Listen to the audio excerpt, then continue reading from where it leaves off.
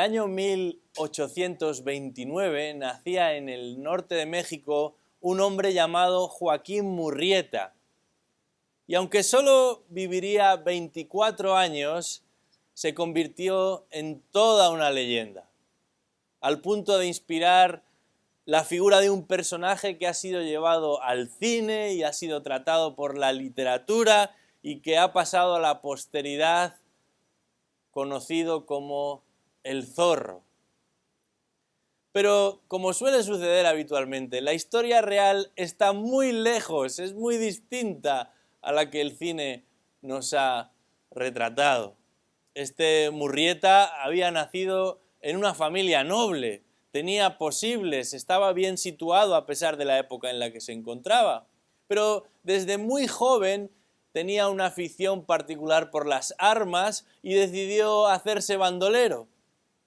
Y no solo se conformaba con disparar sus armas, sino que decidió también ser asaltante de haciendas, de diligencias e incluso de bancos pequeños.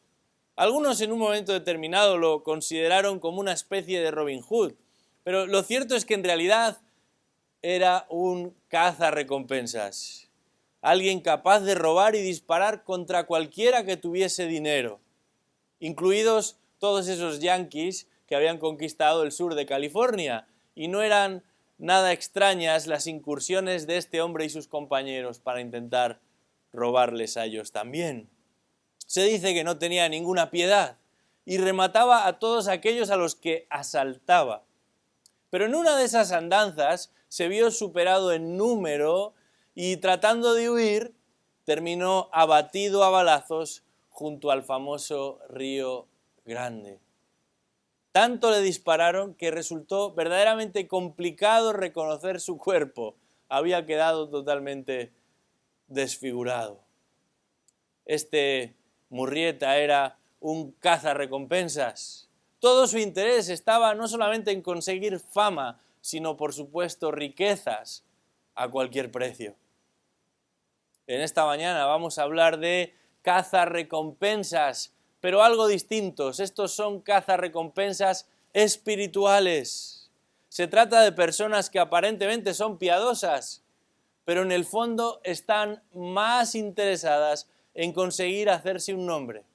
Están más interesadas en llegar a ser reconocidos a costa de los demás, aún inclusive si eso supone pisar a los más débiles. Puede que en un principio parezcan muy devotos, y sin embargo el único interés que les mueve es el de ser reconocidos, el de ganarse el respeto y la admiración de los que están alrededor. A veces no necesitan una gran repercusión, pero que se reconozcan sus esfuerzos es lo que más valoran. Y son capaces de incluso utilizar lo espiritual como un medio para engrandecerse a sí mismos. De esto nos habla el Señor Jesucristo en el capítulo 6 de Mateo. Os invito a abrir vuestras Biblias en el capítulo 6 y leeremos desde los versículos del 1 al 4. Dice así la palabra de Dios: Cuidad de no practicar vuestra justicia delante de los hombres para ser vistos por ellos. De otra manera, no tendréis recompensa de vuestro Padre que está en los cielos. Por eso, cuando des limosna, no toques trompeta delante de ti como hacen los hipócritas en las sinagogas y en las calles, para ser alabados por los hombres. En verdad os digo que ya han recibido su recompensa. Pero tú, cuando des limosna, que no sepa tu mano izquierda lo que hace tu derecha, para que tu limosna sea en secreto, y tu Padre, que ve en lo secreto, te recompensará. Hasta aquí nuestra lectura de esta mañana. Jesús va a advertir a sus discípulos del peligro de hacer de lo espiritual un medio de justicia propia, de autopromoción, y en particular de usar la ofrenda para ganarnos el respeto y el favor de otros. el capítulo 5 de Mateo terminaba con una exhortación: sed vosotros perfectos como vuestro Padre Celestial es perfecto. Y es que en este Sermón del Monte Jesús ha venido explicando a sus discípulos que aquellos que pertenecen al reino de los cielos manifiestan un carácter distinto, y es por eso que son bienaventurados. Y eso se va a reflejar en una conducta, en un comportamiento distinto. Pero este comportamiento no se trata simplemente de llevar a cabo ciertas acciones, sino que va a ser el resultado de un corazón transformado. Un corazón que es conforme al corazón de Dios. Un corazón que ama lo que Dios ama. Un corazón que se goza en lo que Dios se goza. Un corazón que anhela lo que Dios anhela y que rechaza lo que Dios rechaza. No hace las cosas para que los demás lo admiren, ni para obtener algo como resultado, sino para la gloria de Dios, para la honra de Dios, para la alabanza de Dios. Pero Dios es tan generoso y tan bondadoso que va a recompensar nuestro servicio a Él, siempre y cuando éste sea sincero y genuino. Sin embargo, Jesús va a advertir a sus seguidores del peligro de que nuestras acciones, aun las que aparentemente parecen espirituales, sean un medio para atraer la atención y la gloria a nosotros mismos. Así de atrevido es el ser humano, así de corrompido, así de vanidoso, capaz de utilizar la justicia como un instrumento para la autovanagloria. Pero si lo piensas por un momento, vas a entender rápidamente que la justicia de Dios es pura, es perfecta, nunca puede resultar arbitraria, sino todo lo contrario. Por definición, no busca el beneficio particular de nadie. De hecho, muchas veces el perseguir la justicia puede resultar en la propia pérdida de quien la busca. En un momento determinado, en este Sermón del Monte, Jesús dice a sus discípulos: bienaventurados aquellos que han sido perseguidos por causa de la justicia, pues de ellos es el reino de los cielos. Pero ese buscar la justicia, ese perseguir la justicia, en lugar de traer un beneficio inmediato, lo que ha supuesto es dificultades, persecución. Y sin embargo, algunos quieren utilizar la justicia como un medio para ser exaltados, para ser reconocidos por los demás. Y es por eso que aquí el maestro va a ser muy rotundo. Mira lo que dice el versículo 1. Poned máxima atención. Estad alerta, dice ahí. Esto es lo que significa la palabra que emplea Jesús aquí, esa palabra cuidad. Y lo que está diciendo es que no nos podemos dejar engañar por esta sutileza. Este mismo término lo va a emplear en el versículo 15 del capítulo 7, cuando dice: cuidaos de los falsos profetas, que vienen a vosotros vestidos de ovejas, pero por dentro son lobos rapaces. Con ese mismo cuidado, con esa misma atención que tendríamos que tener para distinguir a aquellos que pretenden manipular y engañar de una forma sutil, hemos de estar vigilantes ante lo que nuestro propio corazón pueda buscar, pueda pretender por medio de lo que hacemos. Esa palabra cuidarse significa literalmente estar alerta, guardarse. Y este guardarse, este estar alerta, este poner máxima atención, no es algo que uno hace una vez y ya está.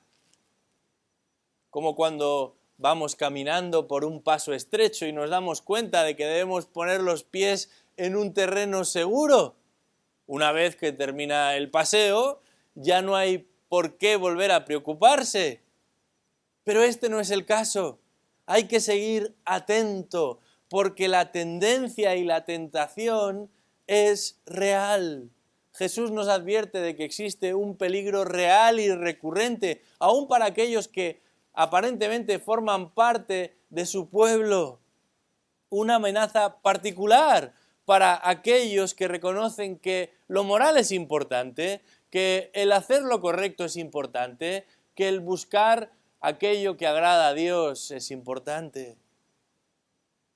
Pero el peligro es real y es el siguiente, el de conformarse con el aplauso de los hombres, aunque eso signifique perderse la recompensa de Dios. Para ilustrar cómo la devoción de los ciudadanos del reino es genuina, es sincera, no es fingida, para probar cómo la justicia de los súbditos del rey es la que surge del corazón, Jesús les va a hablar de 3 prácticas habituales entre los judíos de aquella época y en gran medida también entre los creyentes de hoy en día. Para los judíos existían 3 actividades básicas en su desempeño religioso y no importa cuál era su clase social, cuál era su educación, cuál era su cuenta corriente, cuáles eran sus tierras, sus posesiones, cómo de larga o de corta era su familia, cuál era la ciudad o el pueblo del que procedía. Era algo general para todos ellos. Y Jesús los va a emplear como ilustración del peligro de hacer de lo común, que además es correcto, un medio para nuestro propio ego y exaltación en lugar de dedicación a Dios. Y les va a hablar en primer lugar de la ofrenda, es el texto que hemos leído. A continuación les hablará de la oración, desde el versículo 7 en adelante, y finalmente les hablará del ayuno. En el versículo 7 dice, y al orar no uséis repeticiones sin sentido como los gentiles, porque ellos se imaginan que serán oídos por su palabrería. En el versículo 16 también dice, cuando ayunéis no pongáis cara triste como los hipócritas, porque ellos disfiguran sus rostros para mostrar a los hombres que están ayunando. En verdad os digo que ya han recibido su recompensa. Se trata de cazarrecompensas espirituales, que van a emplear medios que son buenos, que son sanos, que son correctos, que son adecuados y hasta necesarios, no para su devoción a Dios, sino para la exaltación de ellos mismos. Pero vayamos por partes y comencemos por esa primera de las posibles amenazas, de los posibles peligros de hacer de lo espiritual un medio para nuestro propio beneficio y no para la gloria de Dios. Y esa primera ocupa los versículos del 2 al 4 de este capítulo 6 de Mateo y versa con lo relativo a la ofrenda, porque qué mejor que echar un vistazo al bolsillo, a cómo usamos nuestro dinero para saber dónde está nuestro corazón. Eso mismo había enseñado el Señor Jesucristo, allá donde esté vuestro tesoro, estará también vuestro corazón. Y lo primero que podemos encontrar aquí lo llamamos o lo podríamos llamar la ofrenda indiscreta. 2 elementos tenemos aquí, el primero de ellos es este, la ofrenda indiscreta, versículo 2, dice, por eso, una vez que has entendido que no debes buscar la gloria de los hombres, ni el reconocimiento de los hombres, sino el de Dios, dice el Señor, por eso cuando des limosna, no toques trompeta delante de ti como hacen los hipócritas en las sinagogas y en las calles, para ser alabados por los hombres. En verdad os digo que ya han recibido su recompensa.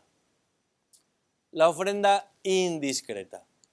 Indiscreta en el sentido de interesada, de escandalosa, porque la atención no está en la ofrenda, ni siquiera en el receptor de la ofrenda, sino en el que ofrenda. Por supuesto que ofrendar no era algo malo. Jesús dice, cuando des limosna, dando por hecho que sus discípulos van a hacerlo, van a ofrendar, porque la generosidad es una característica del creyente genuino. Los que han recibido por gracia, dan también por gracia. Y para los judíos en particular existía una larga trayectoria de enseñanza con respecto a la ayuda a los necesitados. En aquella época no existía la seguridad social, no había hospitales que estaban listos para recibir al que lo necesitara. No había ningún tipo de seguro, ni de jubilación, ni de desempleo, ni de enfermedad. De manera que eran los propios ciudadanos, familiares, los más cercanos, los que debían ayudarse los unos a los otros. Y es por eso que el Antiguo Testamento iba a ser claro a ese respecto. De hecho, muchas de las veces los juicios para con el pueblo de Israel son resultado de su falta de misericordia, de abusar de los pobres en lugar de ocuparse de ellos. Pero aquí, un acto de devoción, de obediencia, de misericordia, de compasión, se ha convertido en una performance de autopromoción. Y fíjate lo que describe el Señor en el versículo 2, dice, cuando des limosna, no toques trompeta delante de ti.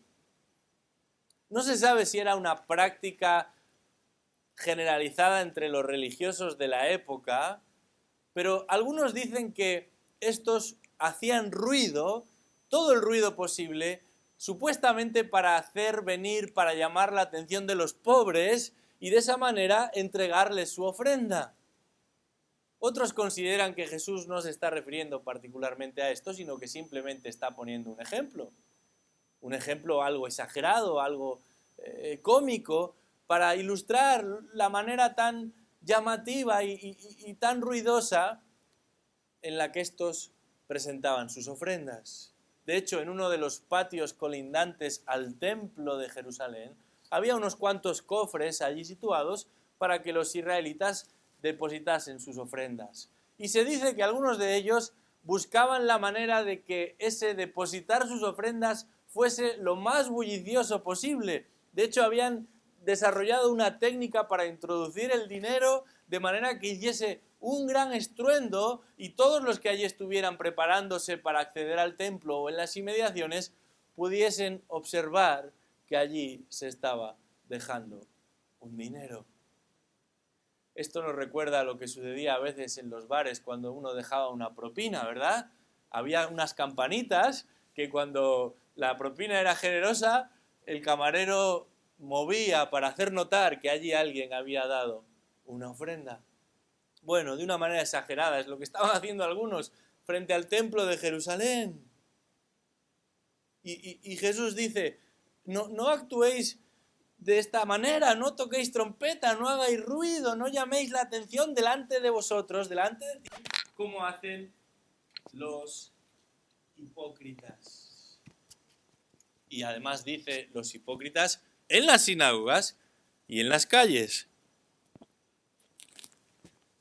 Los hipócritas eran actores. Este es el sentido original de la palabra. Se dedicaban a llevar a cabo representaciones. Y había una convención, ¿verdad?, entre el actor y el público. Los que allí acudían a observar, a disfrutar de esa representación, sabían que los que estaban representándola eran actores.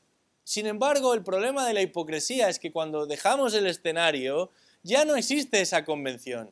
Ya no pensamos ni esperamos que las personas estén representando un papel.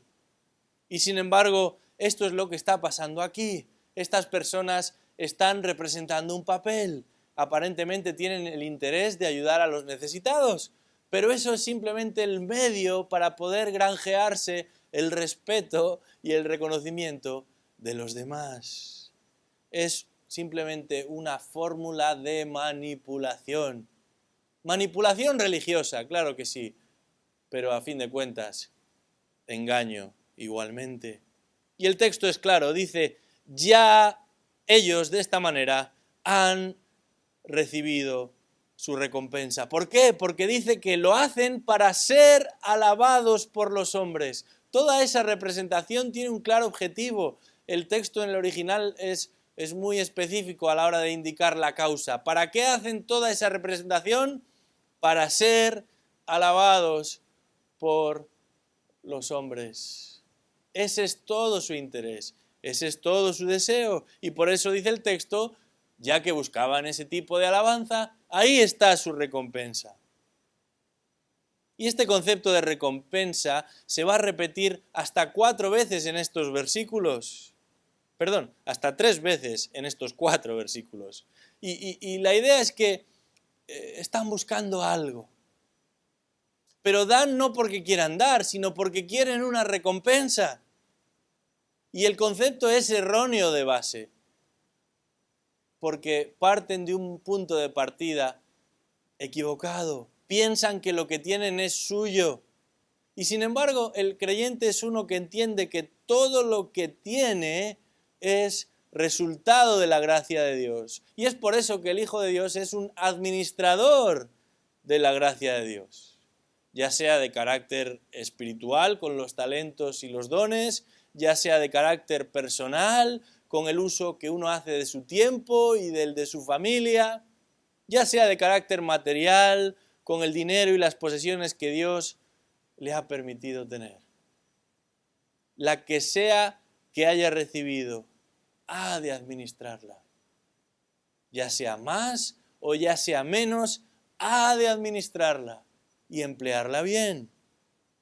El problema aquí no está en la ofrenda, sino en el ofrendante. Fíjate que ni siquiera se menciona ninguna cantidad. No se habla si es mucho, si es poco, sino la motivación que está detrás de la ofrenda.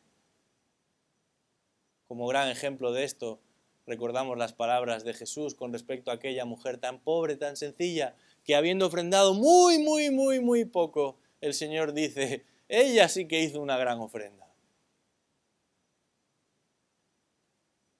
Este tipo de ofrenda ya no es concebida como un acto de justicia, sino como un acto de justicia propia.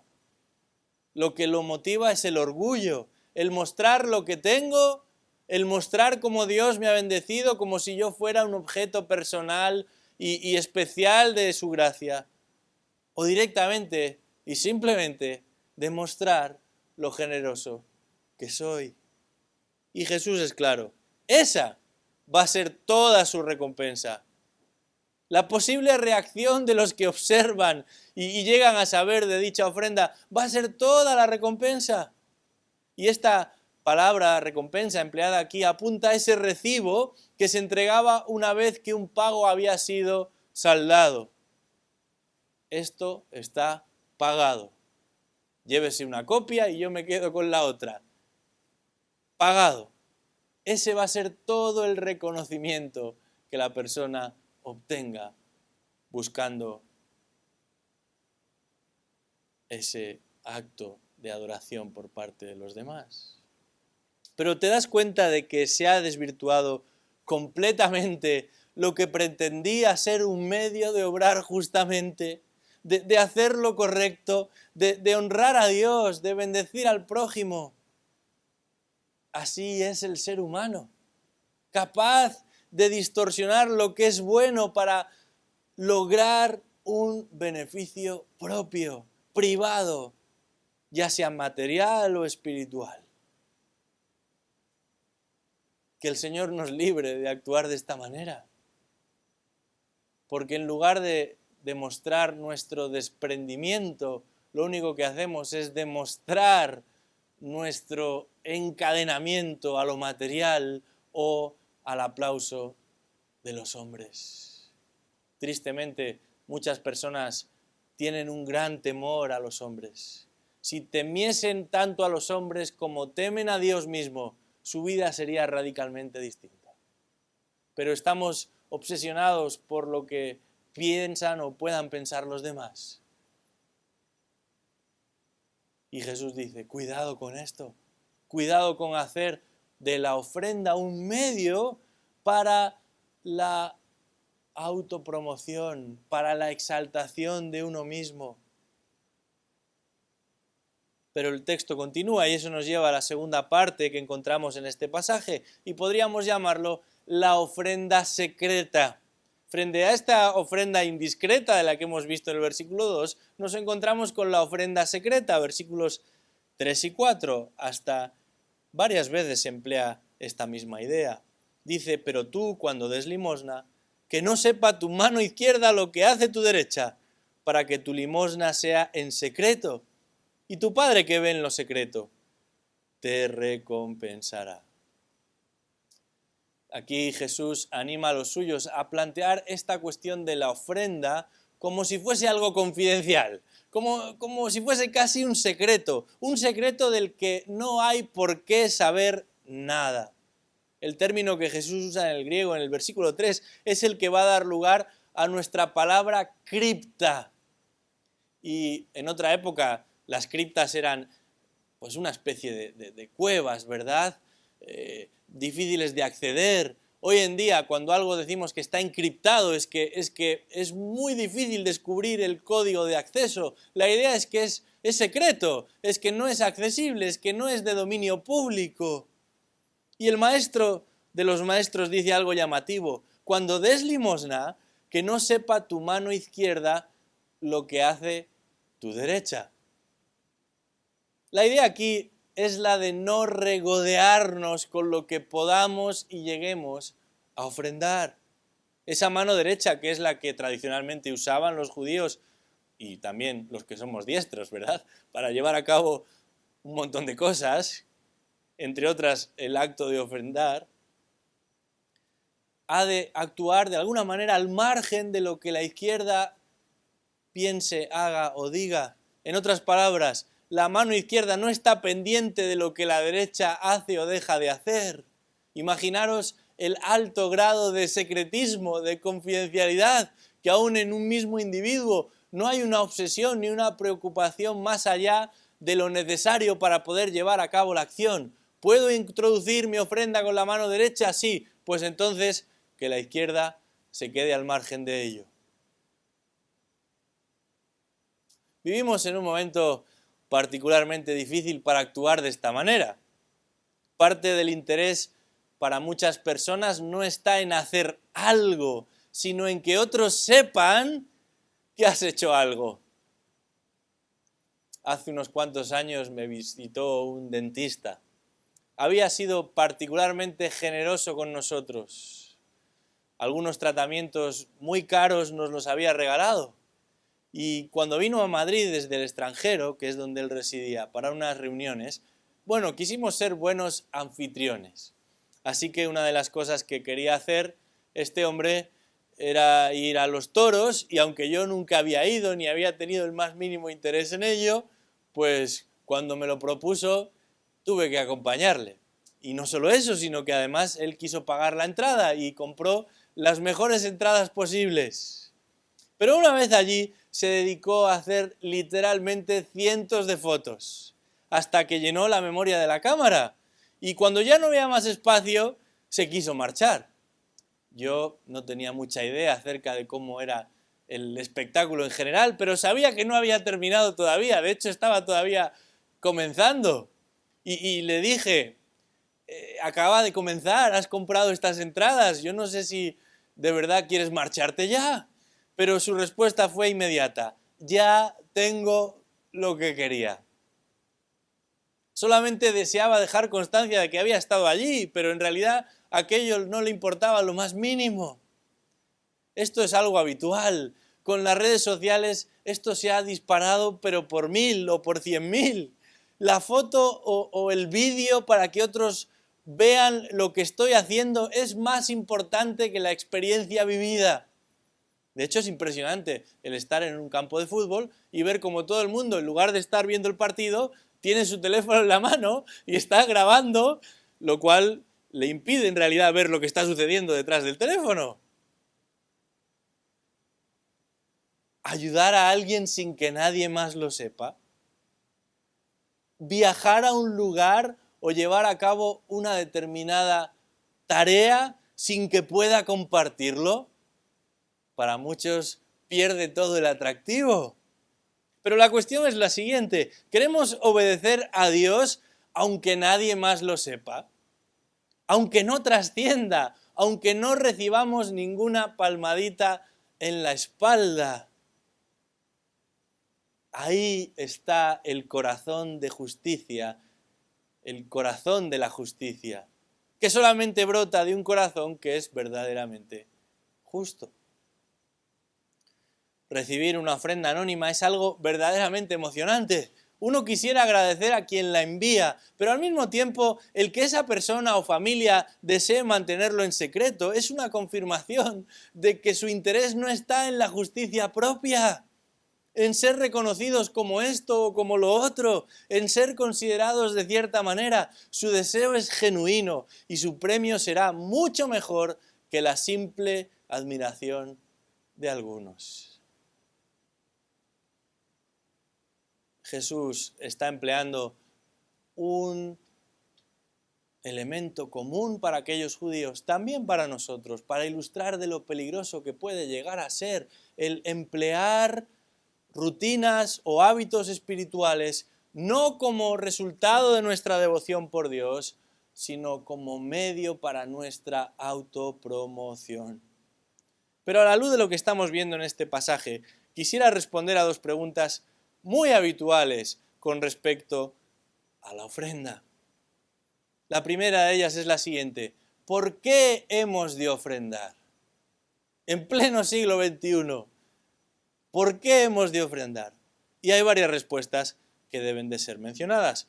Por un lado, la ofrenda es un acto de adoración a Dios.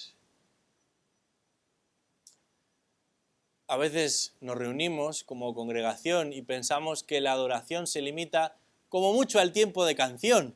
Algunos se atreven incluso a incluir la lectura bíblica como parte de la adoración. Pero en realidad todo lo que hacemos como congregación es parte de esta adoración. Inclusive cuando exaltamos su palabra y nos sujetamos a ella al exponerla y predicarla. Pero la ofrenda también es un acto de adoración. Es una marca de un verdadero creyente. La Iglesia del Nuevo Testamento entendió esto desde el principio y lo hizo siempre con un motivo principal, y es el de gratitud al Señor.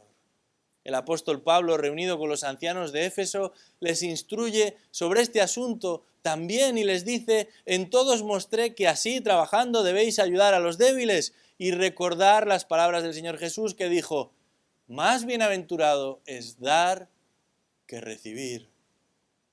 Y Santiago le recuerda a sus lectores que hablar es muy fácil, pero nuestra fe y nuestra devoción por Dios se demuestra no solamente con palabras, sino también con nuestras acciones. Y en un momento dado de su carta dice: la religión pura y sin mácula delante de nuestro Dios y Padre es esta: visitar a los huérfanos y a las viudas en sus aflicciones y guardarse sin mancha del mundo. Y la idea de los huérfanos y las viudas precisamente es esta: ayudar a los que lo necesitan, siendo los huérfanos y las viudas los más notables de todos ellos. La Iglesia cristiana entendió esto desde el principio y con gran alegría, dice el texto, por ejemplo en el capítulo 4 de Hechos, que ponían todo en común y se aseguraban de que no hubiese ninguna necesidad entre ellos. Y el texto llega a decir que no hubo ninguna necesidad entre ellos, porque entendieron, como dice el Señor Jesucristo, que el bendecir a sus hermanos era bendecir a Dios. Es un acto de adoración y por eso se convirtió en una práctica habitual entre los creyentes. Pero además es una herramienta de santificación a Dios, porque cuando ofrendamos estamos confiando en su provisión y nos estamos esforzando en su ejecución. De alguna manera nos negamos a nosotros mismos y lo hacemos para que la gloria sea para Dios y el beneficio sea para otro. De manera que llegamos incluso a gozarnos cuando otros prosperan. Mateo capítulo 6 dice: no os preocupéis diciendo qué comeremos o qué beberemos o con qué nos vestiremos, porque los gentiles buscan ansiosamente todas estas cosas. Que vuestro Padre Celestial sabe que necesitáis todas estas cosas, pero buscad primero su reino y su justicia, y todas estas cosas os serán por añadidas. Esta es la idea en ese proceso de santificación. No estamos más preocupados por lo que tenemos o lo que podemos acumular, sino por usarlo bien, teniendo en cuenta que el Señor será quien nos dé todo aquello que necesitemos. ¿Por qué debemos ofrendar? Bueno, es un acto de adoración a Dios es una herramienta de santificación a Dios porque confiamos en su provisión y nos esforzamos y nos alegramos dando también para los que necesitan. Pero es, en tercer lugar, un medio de colaboración con Dios. Cuando ofrendamos estamos colaborando con Dios. No es que Él lo necesita, Él es el dueño de todo, pero generosamente nos permite participar de sus propósitos. Por ejemplo, cuando tenemos comunión con otros hermanos. En el capítulo 2 de Hechos, los creyentes habían experimentado salvación, pero se habían dado cuenta de que muchos de esos creyentes que habían experimentado salvación no vivían en Jerusalén. Habían llegado a la ciudad para celebrar la fiesta de Pentecostés y cuando Pedro se pone en alto frente al templo y predica, son convertidos. Así que entienden que aunque son del Señor, deben seguir escuchando esa palabra del Señor y no viven allí, de manera que no tienen lugar donde quedarse, ya ha terminado la fiesta, y ellos, dice el texto, que estaban juntos y tenían todas las cosas en común.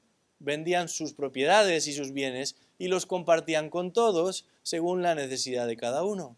Día tras día continuaban unánimes en el templo y partiendo el pan en los hogares. Comían juntos con alegría y sencillez de corazón. ¿Y por qué hablamos de participar de la comunión? No es simplemente dar dinero al que lo necesita. El énfasis aquí está en proveer de lo necesario para que esas personas puedan seguir siendo alimentadas por la palabra de Dios. Hay un montón de iniciativas en el mundo en las que uno puede depositar su dinero, pero el énfasis de Hechos capítulo 2, el énfasis de la comunión cristiana está en que el pueblo de Dios pueda ser alimentado por la palabra de Dios, pueda ser edificado por la palabra de Dios y los creyentes aporten de lo necesario para que eso sea una realidad. Es lo que está sucediendo aquí. De esa manera estamos colaborando con los propósitos de Dios. Pero también lo hacemos cuando avanzamos el Evangelio al liberar a hermanos para que puedan dedicarse a la obra del ministerio. Este es otro de los medios, de las oportunidades que el ofrendar nos da. 1 Corintios 9 dice, en la ley de Moisés está escrito, no pondrás bozal al buey cuando trilla. ¿Acaso le preocupan a Dios los bueyes? ¿O lo dice especialmente por nosotros?, dice Pablo. Sí, se escribió por nosotros, porque el que ara debe arar con esperanza, y el que trilla debe trillar con la esperanza de recibir de la cosecha. 1 Corintios 9:11. Si en vosotros sembramos lo espiritual, será demasiado que de vosotros cosechemos lo material. Si otros tienen este derecho sobre vosotros, no lo tenemos aún más nosotros. Sin embargo, no hemos usado este derecho, sino que sufrimos todo para no causar estorbo al Evangelio de Cristo. Y aquí viene la enseñanza. ¿No sabéis que los que desempeñan los servicios sagrados comen la comida del templo? Y los que regularmente sirven al altar, del altar reciben su parte. Así también ordenó el Señor que los que proclaman el Evangelio vivan del Evangelio. De manera que observamos que por medio de nuestras ofrendas no solamente promovemos la comunión de los creyentes, facilitando del espacio y de las herramientas necesarias, sino que promovemos la expansión del Evangelio, liberando a personas para que puedan dedicarse íntegramente a esta labor. Pero además tenemos la posibilidad de promover otras obras nuevas en lugares donde el Evangelio todavía ha de ser predicado. Y esto es precisamente lo que está sucediendo en medio nuestra. Gracias a Dios por las ofrendas de todos los que aquí estamos, pero literalmente solamente cubren un 50% de lo que cuesta el reunirnos en un lugar como este. Y sin embargo hay personas de distintos lugares que han entendido la oportunidad de colaborar y cada mes están ofrendando para que podamos cubrir los gastos. Esa es una forma práctica en la que observamos lo beneficioso de ofrendar, porque nos permite colaborar con la obra de Dios. Pero hay algo más, y es que, en cuarto lugar, ofrendar es una fuente de bendición de Dios. ¿Por qué ofrendamos? Porque Dios ha prometido bendecirnos. Este texto varias veces remarca que Dios recompensará a los que son generosos. En el tiempo presente, con la satisfacción de hacer lo que es justo delante de Dios, con el gozo de colaborar con los que lo necesitan, con la gratitud de saber que todo lo que tenemos procede de Él. Pero también en el tiempo futuro hay una promesa para todos aquellos que son generosos. Lucas 6:38 dice: dad y os será dado. Medida buena, apretada, remecida, rebosante, vaciarán en vuestro regazo, porque con la medida con que midáis, se os volverá a medir. Proverbios capítulo 3, versículo 9. Honra al Señor con tus bienes y con las primicias de todos tus frutos. Entonces tus graneros se llenarán con abundancia y tus lagares rebosarán de mosto. Finalmente, 2 Corintios 9:6. Esto te digo, el que siembra escasamente, escasamente también segará. Y el que siembra abundantemente, abundantemente también segará. No sabemos de la manera en la que el Señor quiere bendecir a los suyos, pero Él ha prometido bendecir a los suyos con gozo, con contentamiento, con gratitud, cuando hacemos lo que debemos hacer, pero también en el futuro, de una manera verdaderamente singular. Así que, por un lado, hemos respondido a la primera pregunta: ¿por qué hemos de ofrendar? Y observamos que hay razones de peso para hacerlo. Pero hay una segunda pregunta, quizás algo más práctica: ¿cómo debemos ofrendar? Y quisiera daros al menos algunas pistas por lo que la palabra de Dios nos dice. En primer lugar, y esto es fundamental, hemos de ofrendar voluntariamente. Voluntariamente. Escribiendo a los Corintios en su segunda epístola, Pablo les dice que cada uno dé como propuso en su corazón, no de mala gana, ni por obligación, porque Dios ama al dador alegre. La ofrenda, aunque es importante y es necesaria y es parte de lo que Dios ha enseñado a los suyos para que lleven a cabo, es voluntaria. Entonces alguno preguntará: ¿y qué pasa con el diezmo? Hay un montón de lugares donde todavía reclaman el diezmo, ¿verdad? Bueno, el diezmo era una práctica común entre los pueblos semitas. Aún antes de que la ley de Moisés fuera revelada, algunos ya practicaban el diezmo. Pero es verdad, en el Pentateuco se habla en algunos pasajes de dar ciertos diezmos, y sin embargo no son las únicas ofrendas que los israelitas debían entregar. El total, más o menos, haciendo un cálculo redondo de las ofrendas a las que estaban obligados los israelitas, suponía un 25% de lo ingresado. Un 25%. Además de ese 25%, existía la posibilidad de entregar ofrendas voluntarias también. Así que ya no es un diezmo solamente, sería en tal caso un 25%. Pero cuando nos acercamos al Nuevo Testamento, el énfasis no está en las regulaciones. Las normas que regían la vida y la realidad del pueblo judío no son las normas y regulaciones que rigen la vida de la Iglesia. Nosotros no estamos obligados a guardar el sábado de la misma forma que ellos lo estuvieron.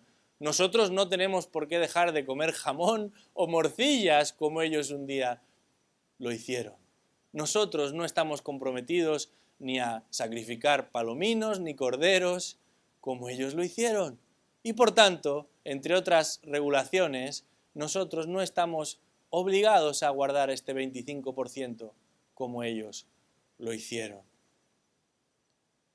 Eso significa que no nos debemos en un 10% ni en un 25%, porque todo lo que somos y todo lo que tenemos le pertenece a Dios. Somos administradores suyos y de lo que Él nos da a nosotros colaboramos en sus propósitos, siempre de manera voluntaria. Pero eso no significa que podemos directamente hacer lo que queramos.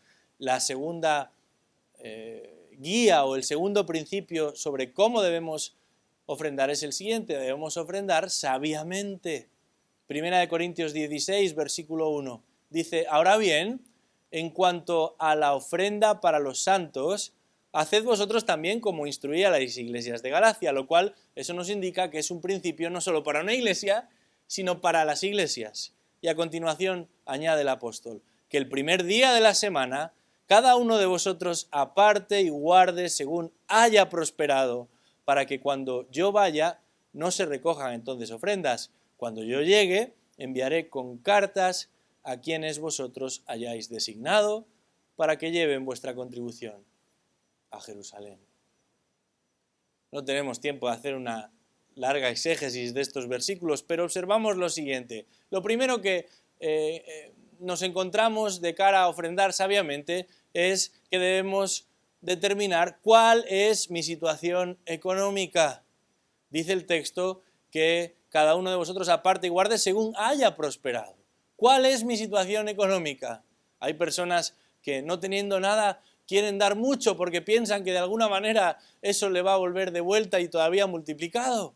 Esa no es la motivación ni tampoco es la mejor opción.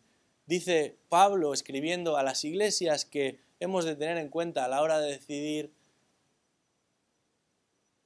ofrendar sabiamente cuál es mi situación económica, pero también para qué fin voy a destinar mi ayuda.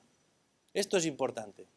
Como decía hace un momento, no solamente existen multitud de organizaciones que se ofrecen para recibir nuestros fondos, solamente hay que darse un paseo por el centro y descubriremos que salen personas con carpetas y chalecos dispuestas a darnos razones por las que deberíamos invertir nuestro dinero en esas obras caritativas. El Señor mismo reconoció que pobres siempre va a haber entre nosotros, con lo cual siempre habrá oportunidad de ayudar a los que lo necesiten. Pero como nuestros recursos son limitados, debemos pensar para qué fin voy a destinar mi ofrenda. Y como ya no existen las limitaciones sociales que existían en el siglo I, y hay gobiernos y entidades cuyo fin es precisamente ayudar a los necesitados, nosotros los creyentes hemos de ser sabios con los recursos que empleamos y debemos invertir nuestro dinero o nuestros recursos en aquello que va a traer gloria a nuestro Señor y que va a traer renombre a su nombre, dicho de otra manera, en el avance del Evangelio. Esa sería la prioridad número 1. Esto es lo que hizo la Iglesia en el libro de los Hechos, apoyar a aquellos que predicaban el Evangelio para que lo hiciesen todavía más lejos de los lugares a los que habían llegado. Y también ayudar a aquellas iglesias en las que se anunciaba el Evangelio, pero estaban sufriendo dificultades para mantener su testimonio.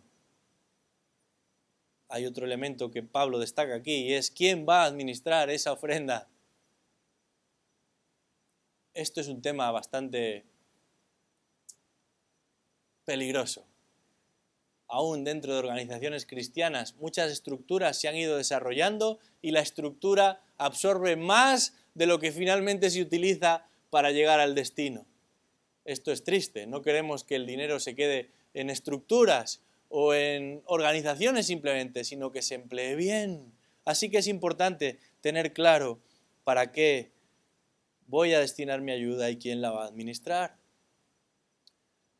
No es nuestro caso porque tenemos una corta vida, pero hay iglesias en las que por años se han venido apoyando determinados ministerios y a lo mejor al principio eran verdaderamente útiles, necesarios y bíblicamente adecuados, pero con el tiempo ya no es así. Sin embargo, por la relación personal o por la amistad o por la tradición, se siguen apoyando esos ministerios. Y quizás es momento de replantearse dónde van a ir dirigidos nuestros apoyos. Hemos dicho que cómo hemos de ofrendar, bueno, voluntariamente, sabiamente, estamos terminando ya, tercer lugar, generosamente. Aun reconociendo que debemos ser buenos administradores, la prioridad en la Escritura no está en hacernos tesoros aquí en la tierra. Y Santiago va a ser muy crítico con aquellos que pudiendo haber colaborado con otros, no lo hicieron. En el capítulo 5, versículo 2 dice, vuestras riquezas se han podrido y vuestras ropas están comidas de polilla. Vuestro oro y vuestra plata se ha enmohecido. Su moho será un testigo contra vosotros. y consumirá vuestra carne como fuego. Es en los últimos días que habéis acumulado tesoros. Permitidme que solo comente esta frase. Precisamente cuando era más necesario emplear esos recursos bien, lo que hicieron fue guardarlo. Lo que hicieron fue atesorarlo. Lo que hicieron fue ponerlo a un lado para ellos, en lugar de invertirlo en el avance del Evangelio, cuando dice ahí, eran los tiempos finales. Mirad el jornal de los obreros, dice Santiago, que han segado vuestros campos y que ha sido retenido por vosotros. Clama contra vosotros, y el clamor de los segadores ha llegado a los oídos del Señor de los ejércitos.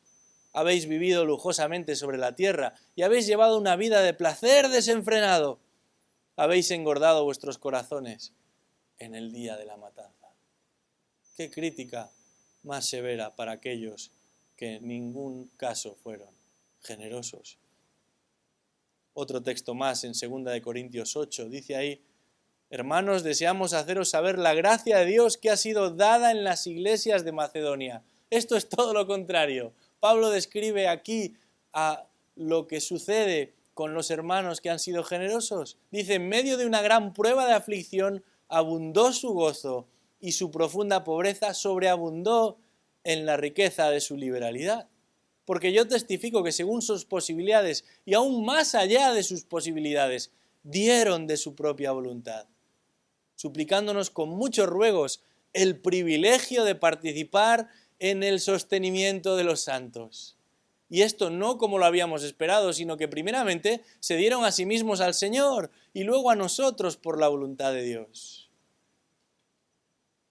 Al relatarles lo que había sucedido, Pablo les anima a ellos y les dice, más así como vosotros abundáis en todo, en fe, en palabra, en conocimiento, en toda solicitud y en el amor que hemos inspirado en vosotros, ved que también abundéis en esta obra de gracia.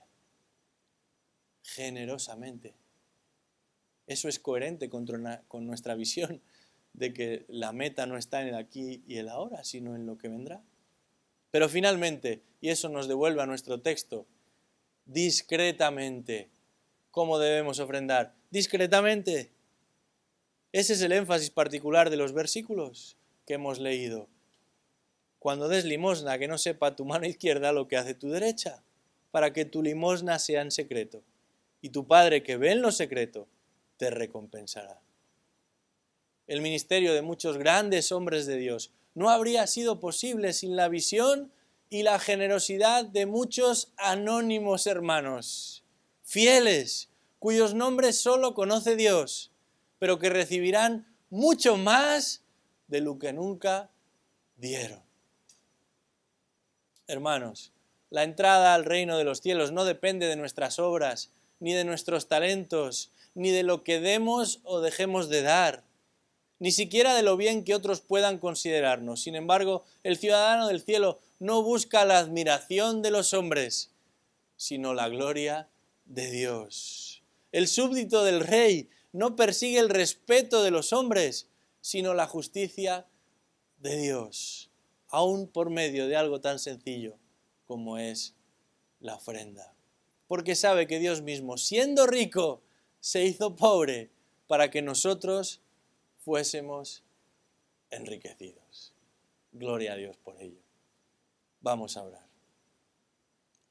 Señor, en este día te damos las gracias porque una vez más nos adviertes contra lo enrevesado y torcido de nuestro corazón, capaz de hacer de algo bueno, de algo santo, de algo que tú has establecido un medio para la autopromoción. No queremos ser cazarrecompensas espirituales. No queremos la alabanza del que está al lado, ni siquiera el sentirnos bien con nosotros mismos, sino tu aprobación y sobre todas las cosas tu gloria. Ayúdanos, oh Padre, a utilizar estos medios de colaboración como puede ser la ofrenda de una manera sabia, pero sobre todas las cosas de una manera que traiga gloria a ti y no a nosotros ni a otros. Te damos las gracias por permitirnos participar de tus propósitos, porque sabemos que todo lo que tenemos procede de ti. Señor, no permitas que seamos ni orgullosos, ni vanidosos, ni egoístas. Ayúdanos, como dice Romanos capítulo 12, a ponernos como sacrificio vivo a tu disposición. En todo lo que somos, en todo lo que hacemos, en todo lo que tenemos. Pedimos esto en el nombre de Cristo Jesús. Amén.